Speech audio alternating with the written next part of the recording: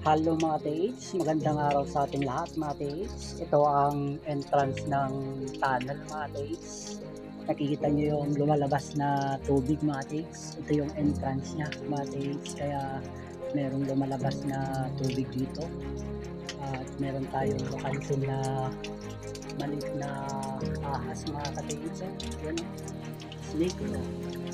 Ang legit na sign marker niya mga teits, itong entrance ng tunnel nito mates ay meron tayong makikitang mata niya dito na napakainan ng white German cement mates. Ito yung uh, mata niya, isa, dalawa, at ang nakapakain mates ay ito yung white German cement mates na napakain, at yung isang mata niya ay meron ding white German cement mates. Maaring ito mates ay meron siyang giveaway ito, pinasakan nila ng white German ito matage na cement. Tas yung item, maring merong maliit na item dito sa kanyang loob, at yung isang mata niya ay meron ding nakalagay dito na item matage. Giveaway lang yan matage, dahil bago pumasok ng entrance matage, itong marker niya na mata ay nakatingin dito sa area na ito,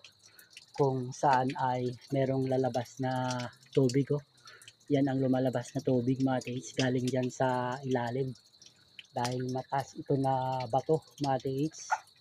Ang galing talaga na gumawa ng mga hapon ng tunnel mates.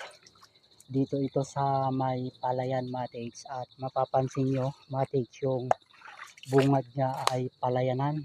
At ito nga yung malaking bato na ito mates ay ginawa nilang tunnel ito. Kaya itong area na ito ay meron siyang tunnel mates pababa sa ilalim, tapos papunta sa ilalim niya. Kaya ang tubig mates ay lumalabas na yung tubig nyo, parang gripo na mates. Maganda ito, itong area na ito, dahil nakita natin ang kanyang legit na sign marker na mata. Ito yung mata na meron niyang nakapalaman na giveaway niyan sa kanyang ilalim mates, at babakbakin yan mates para makuha yung giveaway niya, na ang tingin ng mata ay dito sa area na ito. Kaya maaring itong portion na ito pababa at sisilungin ito mates, merong entrance nito na patungo sa kanyang ilalim. At mapapansin nga yung lumalabas na tubig ay parang gripo na, paakyat na yung maliit na snake doon, no?